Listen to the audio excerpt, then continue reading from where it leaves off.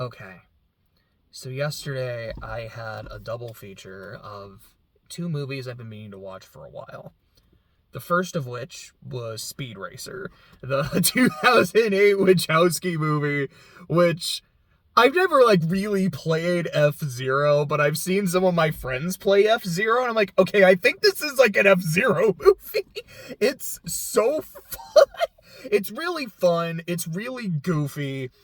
It's, despite how outlandish it very often is, it also is kind of grounded in how sincere a lot of it is. Just a lot of the scenes with the family, and I think a lot of that comes from John Goodman. I'm gonna be honest, I'm really not gonna spend a lot of time on Speed Racer. That's nothing against the movie. I loved it. It absolutely rules. I'll probably go more into detail tomorrow when I do the CTT video, but I feel like I had to bring up, I watched two movies. One of them was fucking Speed Racer, and it was great. This was the other one. I have been meaning to watch A Silent Voice for several years now. I heard it was great, heard it was fantastic, it was beautiful, it'll make you cry, blah, blah, blah, blah, blah, all that shit. And I actually specifically did put it on my list this year of movies to watch, and I haven't really addressed that list of movies. I don't even think Speed Racer was on the list. That's been more of a recent thing. The past few months, I've been wanting to watch it. This has been on the list for a while, and I said, fuck it. I'm finally going to watch it at some point this year. And I was in Barnes and Noble with Clay on Sunday, and I bought two things. One was a graphic novel adapting the first two Warriors books. I will talk about that, by the way. I don't know when, but hopefully today or so. I can't wait to just sit down and say, I'm going to talk about Warriors for who knows how long, and no one but my battery life is going to stop me. And I found A Silent Voice. I found a regular Blu-ray, and then on the other shelf there was a steelbook. I'm I haven't seen the movie yet. I might hate it, but I want to get the steelbook because I like steelbooks. If I don't like it, maybe I can sell it to someone who'd be interested. If I enjoy the movie, cool, I have a steelbook of it. And I enjoyed the movie a lot. Let me go ahead and say a few things now, as opposed to the few things I said for the last 4 minutes. Number one, full spoilers for the movie. I feel like that probably goes without saying, but let me go and say it now. 3, 2, 1, spoilers are going to be live. Number two, this is a film that deals heavily with suicidal ideation. So let me go ahead and say that if you are not comfortable with that being talked about, do not watch the rest of this video. I hope you have a good rest of your day. Go do whatever it is you gotta do. But this is not gonna be a happy video. Let me just go ahead and say I cried a lot during this movie. I have some notes that I wrote down of just some of the things I kind of topics I want to talk about. And the first thing I have written down is, quote, "Ya boy wept."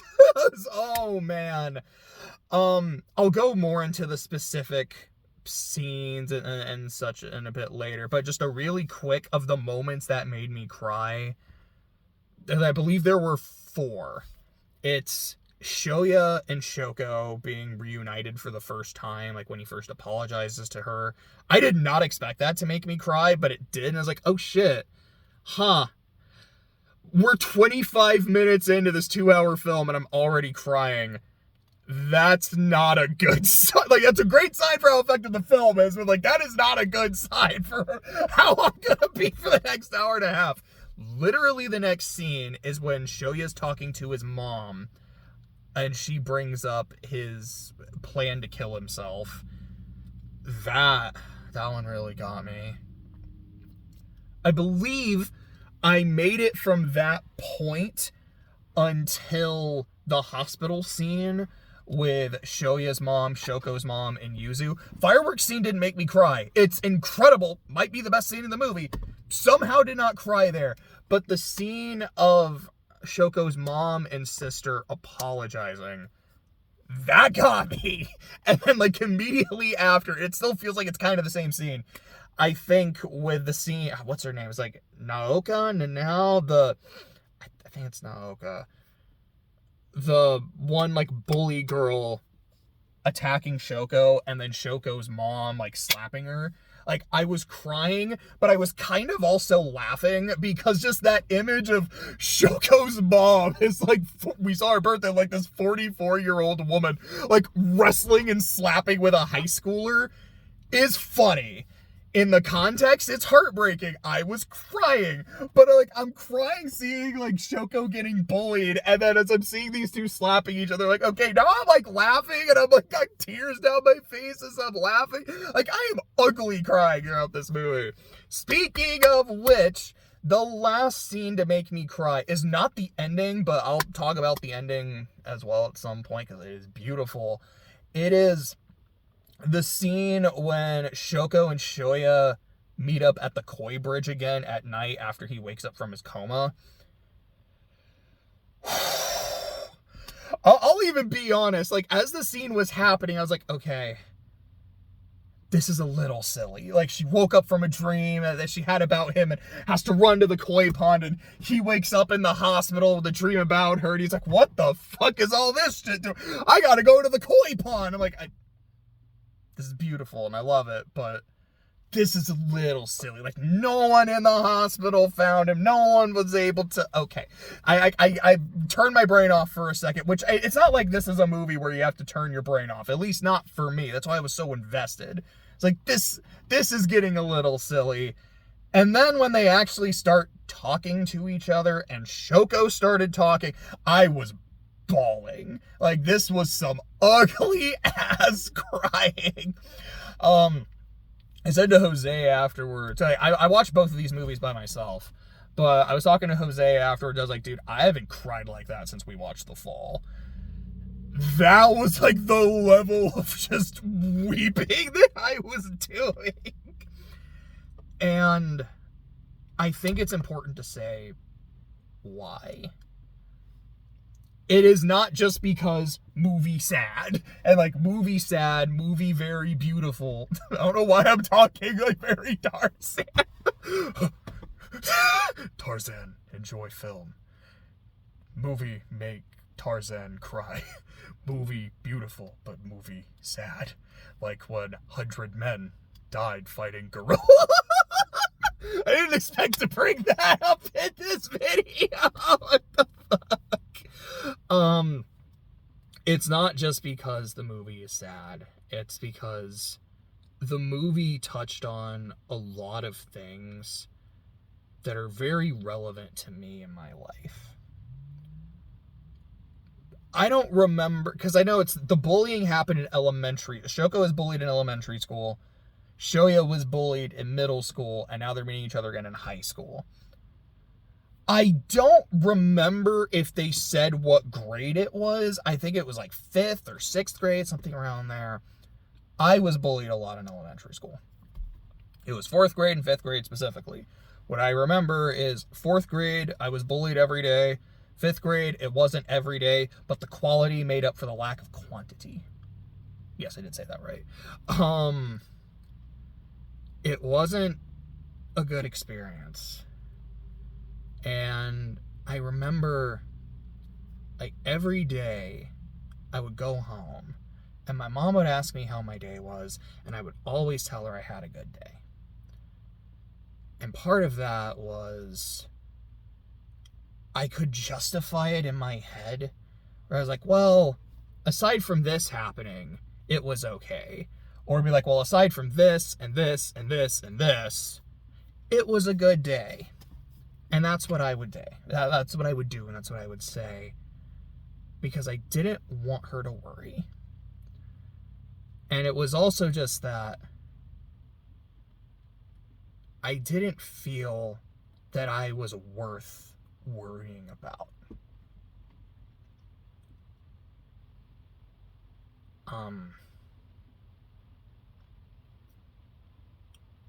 Shoya's trauma with the X's on people's faces. He's like, I can't look people in the eye. Like, I just can't do that. And anytime, like, he looks at people, he hears what they're saying, but it's what he thinks they're saying and what they're probably saying about him. I sort of relate and I sort of don't. Like, I don't always look people in the eye, but I've never, like, had a problem with that. Like, I don't think I actively avoid eye contact, but that sense of, like, you see someone and you're like, oh, like, what are they thinking about me? It's like, oh, you know, they're probably thinking this about, they probably picked up on this thing or this thing. I've definitely lived that. A particular problem I had for a long, long time was genuinely wondering if my friends actually liked me. And, like, it's one of those things where, like, you say it out loud, you're like, that's fucking stupid. Like, they hang out with you. Like, they invite you over. They actively, like, seem excited talking to you about stuff and things like that. Why wouldn't they like you? But just that kind of thought of, yeah, but they probably don't. Like, they probably just, I don't know, maybe they feel bad for me, and so, like, I'm like their project, or I don't know, maybe, like, they're kind of nice to me, but behind my back, they're like, oh, that fucking idiot, we really pulled a fast one on him today. Like, shit like that, like I said, doesn't make sense. But it didn't have to make sense to feel real. That's how mental illness works. That's, at least speaking for myself, that's, like, a part of how depression works. Is, even though it's not real, it almost feels kind of right.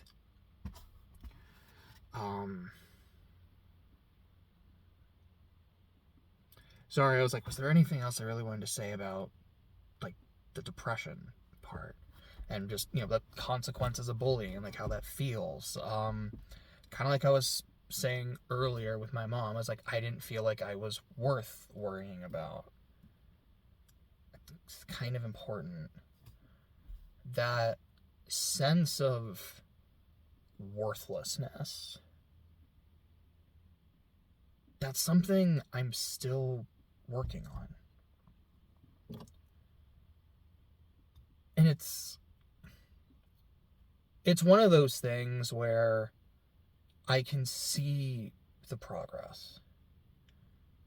Because even now, when I have those moments or I have those days where I'm, like, getting really frustrated about stupid shit that doesn't matter, or when, like, minor thing, and, like, things that are outside of your control or that are kind of a little annoying that, you know, aren't a big deal, and if you talk to someone about it, they'd be like, yeah, I like this, it's not a big deal, like, you're fine. They just, it's like, that's the fact that they bother me, or the fact that it's like, this is something that doesn't matter, but it still bothers me so much. Like, this is something that's so simple, and for some reason I'm not getting it right, or I'm not quite grasping it. Bothers the fuck out of me. And sometimes I just get that feeling like, maybe if you were better, this wouldn't be an issue. Why are you like this? Why are you so worthless? And what I've noticed, particularly in this, like, last year or so, these last 10 months or so, those thoughts still happen. But I don't know if I'd say tune them out is the right phrase. But it's become a lot easier to actually realize how little weight they should hold. Like, if I'm like, oh no, like, you're worthless, you're a piece of shit, no one loves you, like, well, that's not true. And not just in a sense where, like, that's not true, but I don't believe it. It's like, no, like, that's just not true. What the fuck is this dumb thought? Go away, vile demon! Like, shit like that. And it's like, huh. Like, demon's not a bad word, actually.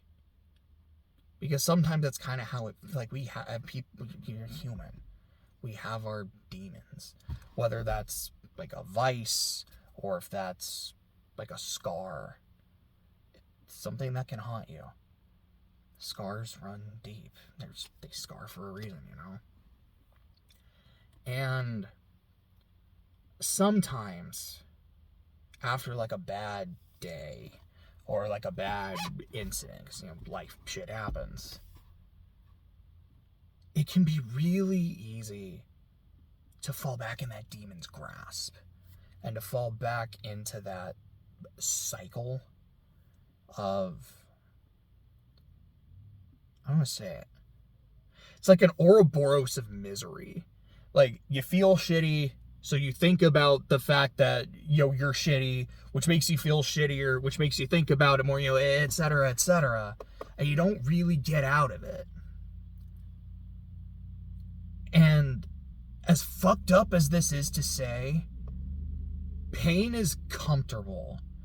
And I don't mean, like, physical stuff. Like, I don't, well, I guess we'll put a pin, but, like, I don't, like, have a habit of, like, self-harm, but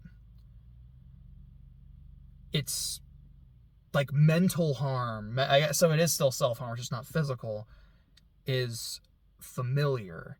And it's the familiarity that makes it feel comfortable. Change is fucking hard. Changing habits and trying to be healthier, physically healthier, mentally healthier, spiritually, emotionally, etc., that's hard. That takes commitment, that takes effort. But healing isn't necessarily linear. There can be lapses, there can be steps back, but that doesn't erase progress that has been made. It just kind of, in a way, almost reminds you of, this is how far you have come. Like I said, I still have those thoughts, but it's become a lot easier to be able to recognize this is not true, and I can move past this. I'm not feeding off my own misery. I'm going to move past this. And that's why I loved this movie as much as I did. Because a lot of the movie, I'm going to be crying throughout this video probably, is about that. It's about going through trauma and living with the consequences. And I choose that word intentionally. It's not dealing with the consequences, not suffering through the consequences. It's living with the consequences. Because, I don't know if, like, the video actually got a little brighter after I said that, thanks God, that was kind of neat. But it's that you do live with it, and that is how you get better. That's how you change. I talked about Slay the Princess earlier this year, and without going super deep into spoilers for that, because it's great, you should read it. It is a story about change, and how change is life. That's, like, that really is what life is. Things change, things get different, the seasons change, the weather changes. Like, it was raining when I started the video. It's still gloomy, but it's not coming down. That's a good change. There's a line near the end of the film, I don't remember the name of Show's friend that do the afro. I think it starts like an N. Maybe it doesn't. I don't know. My bad, bro. My bad, bro. But I believe it's him that says it. Maybe it was Show who said it, but I think he was the one who said, like, yeah, life is hard. Life has a lot of difficulties. There's really hard days and hard seasons. But it shouldn't be anything worth ending your life over. Like, you can heal, you can get better, you can move forward. But you can only do that if you're still living. And I love that sentiment.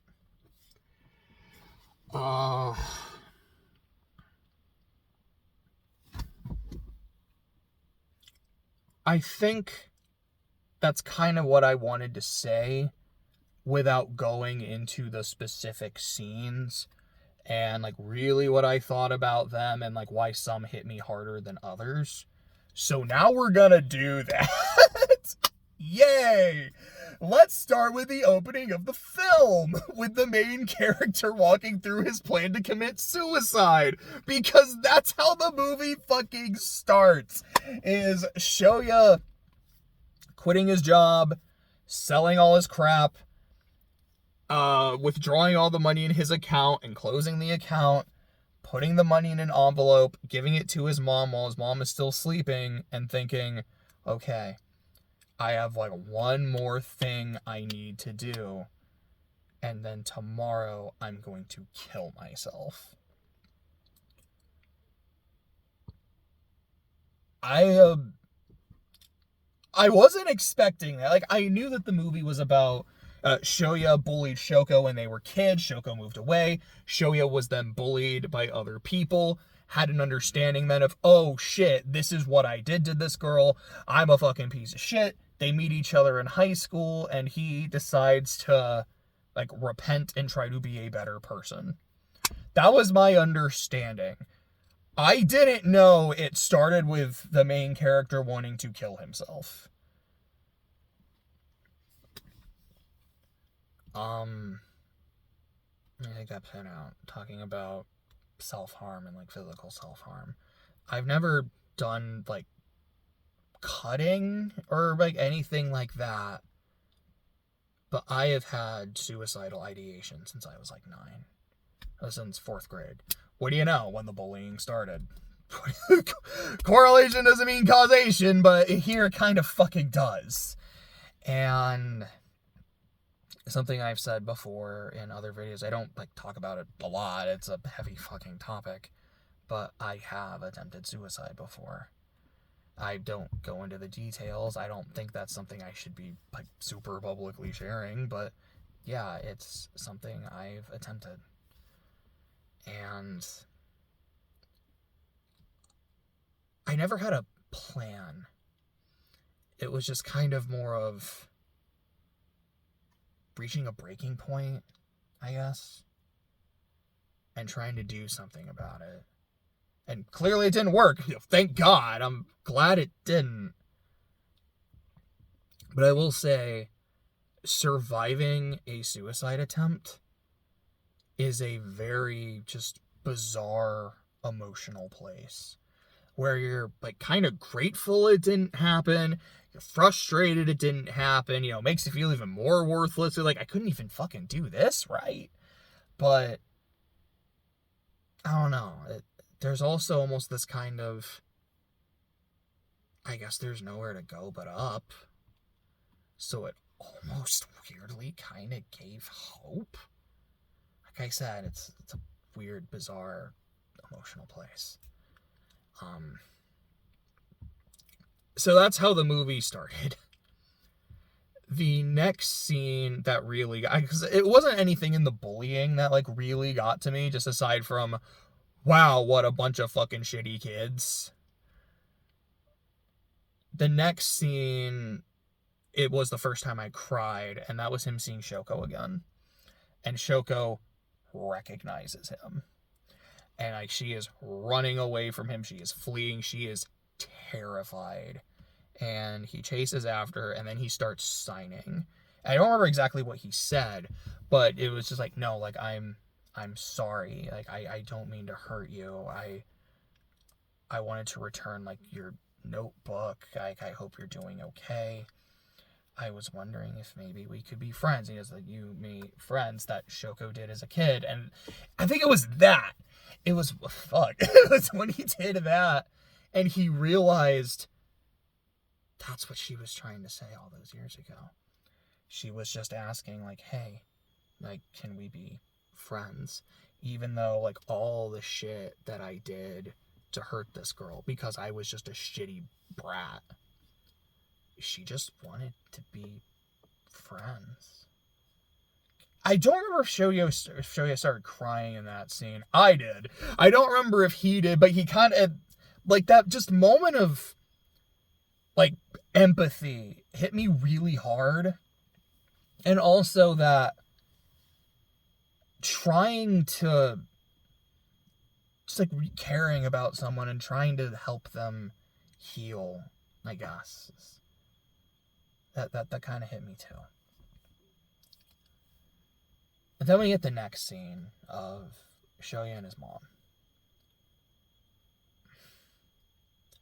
I don't know if I can talk about this scene without crying. Where they're having breakfast, and his mom talks about how she's like, oh yeah, you know, like I found this, yeah, I found the letter, or because it wasn't a letter, it was just an envelope with the money saying like I'm paying you back, which is because Shoya broke or threw away a lot of Shoko's hearing aids, his mom had to pay for them. So this is him paying his mom back for the hearing aids. And she just super nonchalantly asks him, like, over breakfast, like, so, like, how long have you been thinking about killing yourself? And it really caught me off guard. Just, you know, not expecting her to say that, and, like, the tone that she said, I was like, oh, okay. Interesting strategy. And he gives a very, like, nonchalant response too. He's like, oh, you know, I've been dealing with a lot and, you know, kind of going through a lot. Then his mom started crying. And then she's like, so you're not even gonna deny it? Like, you're not gonna argue? You're not gonna say that I'm overthinking or that I'm wrong? You really were going to do it. Like, I noticed, you know, like this happened and you had sold off all your stuff, and I noticed your calendar, like, didn't even have the next month on there. Like, you were actually going to do this. And his mom just starts freaking out, and I don't blame her. And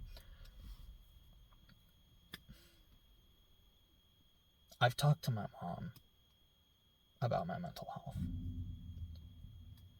And a couple years ago, my nephew committed suicide. And it was a big shock to me, to her, to fucking everybody. And it was either the day of or the next day, she and I were talking, and she thanked me for how honest I've been with her now as an adult. Clearly not when I was in 4th grade, but, like, how honest I've been now about where I'm at, and, like, how, like, this is something that I deal with on a pretty regular basis. And I don't remember her exact words, but what she said was something along the lines of, like, you know, thank you for, you know, letting me know and, like, understanding that. I don't want you to do it. I would never want you to do it. Like, that would break me. I don't want you to go. But at least I'd understand. So, like, thank you for at least helping me understand.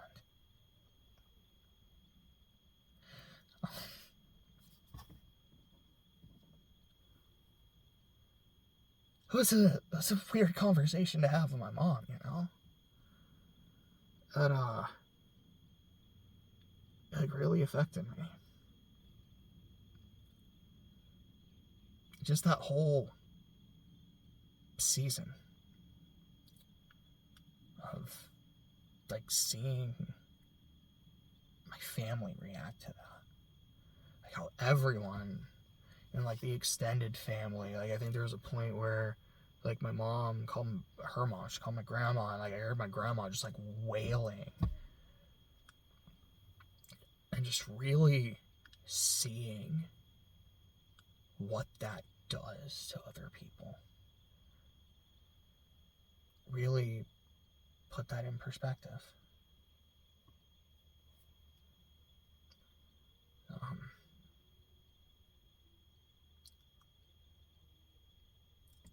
I was really glad my mom and I had that talk. I'm not going to say it's something that's, like, actively kept me going at times, but I don't know, it almost kind of gave me peace.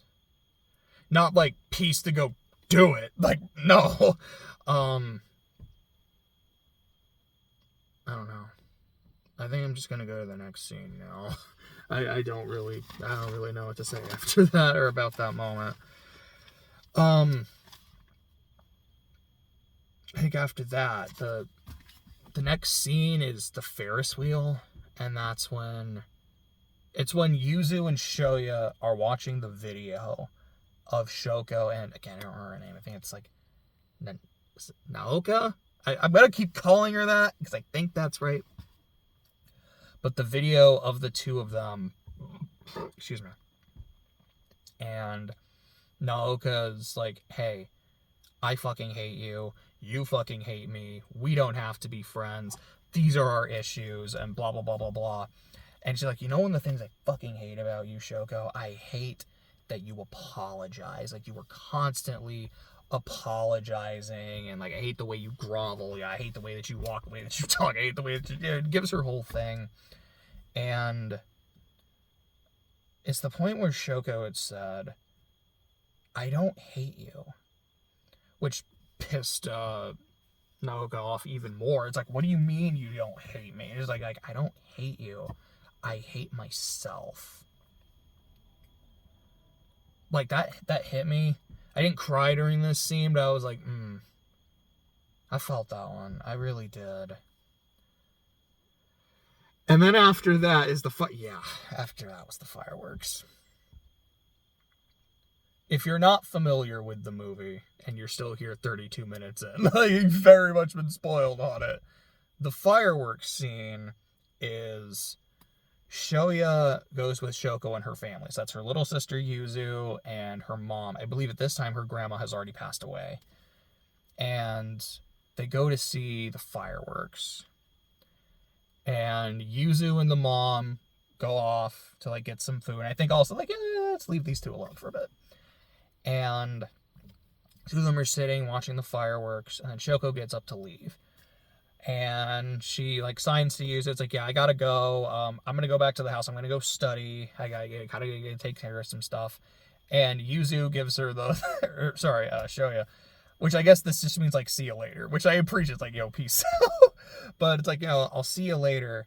And she doesn't sign that back. And I noticed that. And I was like, I don't remember what she said, if it was just like goodbye or if she didn't say anything. But she did not say, I'll see you later. Shoya runs into Yuzu and the mom. He's like, oh, fuck. You know, I left my camera at the house. Could you do me a favor? Could you just go and get it? He's like, yeah, sure, I'll go get it.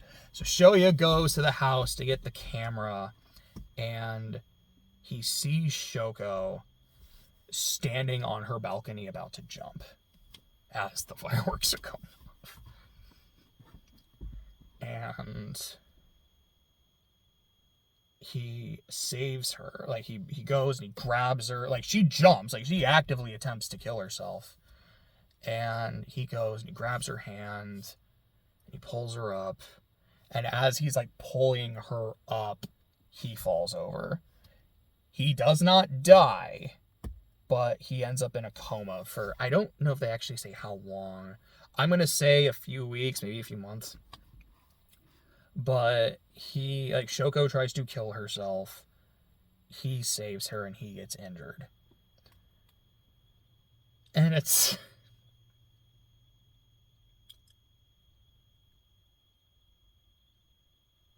how quiet that moment is. Like, as she falls over and the fireworks are going off, you, like, don't hear them. Like, that shit is, like, it is beautiful, it is haunting, it is terrifying. I love that scene. I love this movie. I also fucking hate this movie. Because of, this shit. And then it's after that, like I said, I didn't cry during this scene. I think a lot of that was, I was just so invested into what was happening. Like, I couldn't cry. But it's the scene, I want to say right after, but I don't know if it's like immediately after, but it's where Shoya's mom goes to the hospital and sees Yuzu and sees Shoko's mom. And Shoko's mom, who has been very averse to Shoya for good reason. Like, I get it. Just, like, goes all the way to the floor, bends down, and just, like, starts apologizing for what happened to Shoya. And Yuzu does the same thing, and Shoya's mom is just, like, crying. That got me really hard. I don't like the way I said that. Let me please rephrase. That hit me very hard. Oh boy, I'm glad I got that. That hit me very hard. That made me cry. And then, like I said, like the part right after where Naoka is blaming Shoko for what happened and still, like, bullying her, and then Shoko's mom jumps in to defend her. Like, I'm still crying. Like, okay, it's getting a little silly seeing the 44-year-old woman fighting a high schooler, but kick her ass. Yeah, then we get the bridge scene. Which, like I said earlier, the setup of them both waking up and going to find each other, and no one at the hospital will be able to find Shoya or, like, stopping him. Like, boy, I hope he didn't have a catheter. That would have been bad.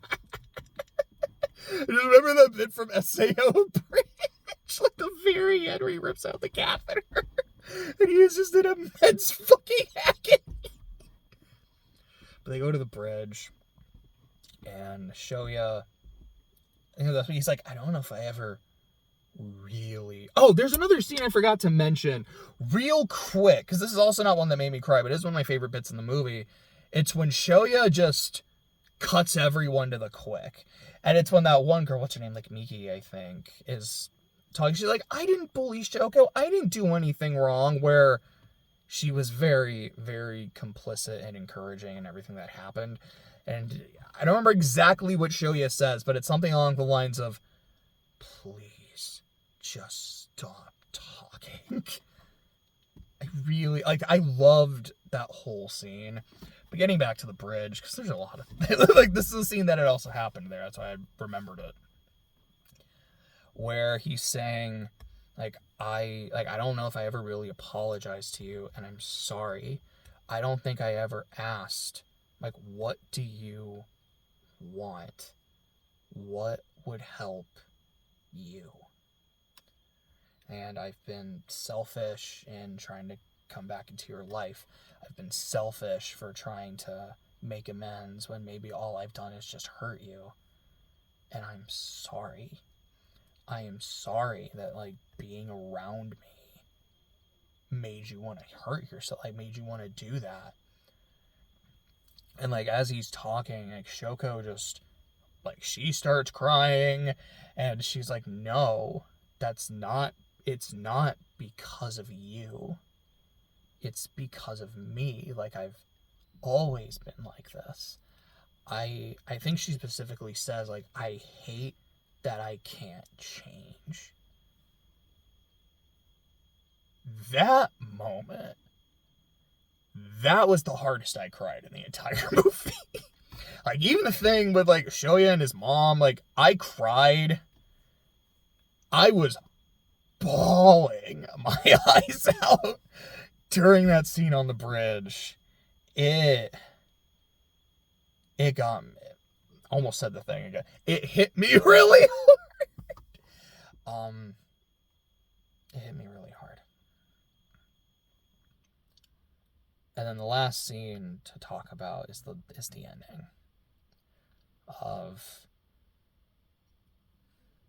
just that moment where Shoya's walking through the crowd and he's like, all these people, all the X's on their faces. And then he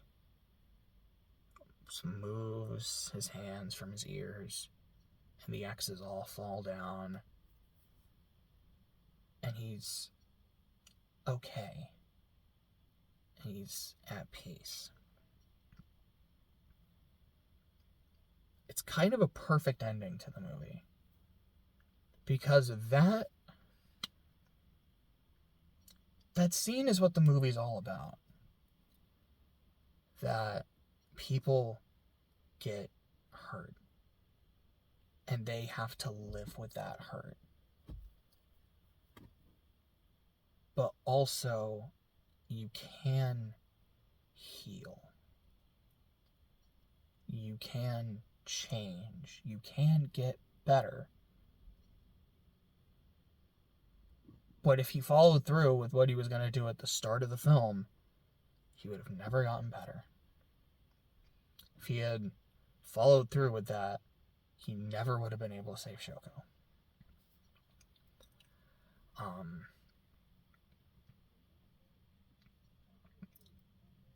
It's like they said, there's a lot of shitty things that can happen in life, but it shouldn't be worth ending your life over. And that's the note that it really ends on, is you're gonna be okay. So, I really, really loved this movie. It hit me in a lot of very personal and poignant and emotional places. But it ended on the exact right note. And I can kind of see it as like, it's kind of where I'm at. I still have my own problems. I have my own issues. We all do. We're human. But we can change for the better. We can heal. We can get better. And I've seen and witnessed a lot of my own healing. And I'm incredibly thankful for that.